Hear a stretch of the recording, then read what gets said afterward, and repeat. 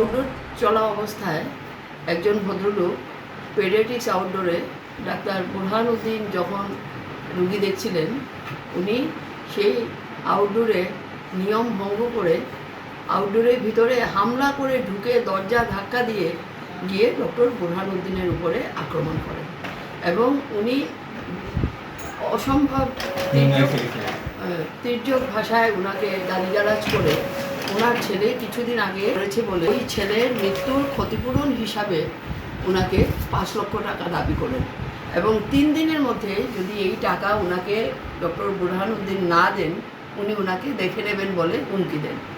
আমাদের ওইখানে কর্তব্যরত যে অ্যাটেন্ডেন্ট মহিলা ছিলেন, উনি ওনাকে আটকাতে গিয়ে উনি নিজে আঘাতপ্রাপ্ত হন। আমি এই সময় আজকের লোক আদালতে মজুদ ছিলাম, আমার ওইখানে যাওয়ার প্রয়োজন ছিল। ওইখানে আমাকে আমার ডাক্তাররা যখন ওইখানে জানান যে ম্যাডাম এইরকম ঘটনা ঘটেছে, আমরা ইনসিকিউর ফিল করছি, আপনি কিছু একটা ব্যবস্থা নেন, তখন আমি ওইখান থেকে লোক আদালত থেকে আমি ওসির সঙ্গে, করিমগঞ্জ সদর ওসির সঙ্গে যোগাযোগ করি এবং ওনাকে বলি যে আমাদের হসপিটালে এরকম একটা ঘটনা ঘটছে, আপনারা কিছু একটা করুন।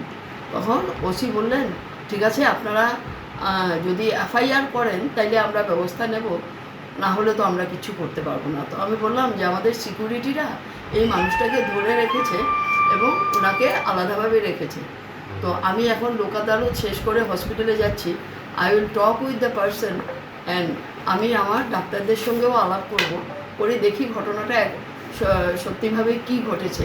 তারপরে এসে যখন আমি এই হসপিটালে আসলাম তখন আমি আমার ডাক্তারদের সঙ্গে আলোচনা করে জানতে পারলাম যে উনি এইভাবে অতিরিক্ত উত্তেজিত হিসাবে আমাদের ডাক্তারের সঙ্গে এই আচরণ করেছেন। কারণ কি, কয়েক মাস আগে ওনার ছেলে এখানে মারা গেছে এবং উনি আমাদের ডক্টর বুরহান উদ্দিনকে তার জন্য দায়ী করছেন।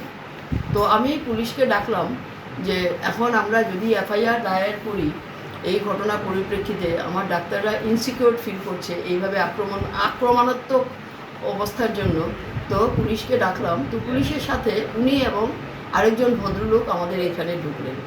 ঢোকার পর আমি বললাম আপনারা বসুন, আমি আপনাদের সঙ্গে একটু আলাপ করি, ব্যাপারটা একটু বুঝি। আমরা এখানে সিনিয়র ডাক্তাররা, আমি নিজে আছি আর এই ডাক্তার বুরহান উদ্দিনও এখানে প্রেজেন্ট আছে। বুরহান উদ্দিন নামটা শুনেই সেই ভদ্রলোক এত উত্তেজিত হয়ে পড়লেন যে উনি দাঁড়া হয়ে একেবারে এগিয়ে বুরহান উদ্দিনের উপরে আক্রমণের ভঙ্গি নিলেন। আমি বললাম আপনি চুপ করুন, আপনি এইভাবে হাত তুলবেন না, আপনি বসুন। পুলিশরা ওনাকে একদিকে টানছে কিন্তু উনি বুঝছেন না। উনি বললেন সেই দিন আপনি কেন যান নাই আমার পেশেন্টকে, 15 মিনিট আগে দেখে এসছেন, 15 মিনিট পরে আবার কেন গেলেন না?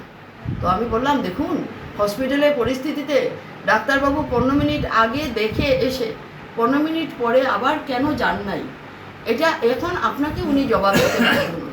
আপনার এই পরিস্থিতিতে আমি আপনাকে ডেকেছি, আপনি এখানে বসুন, আমরা আলাপ করব।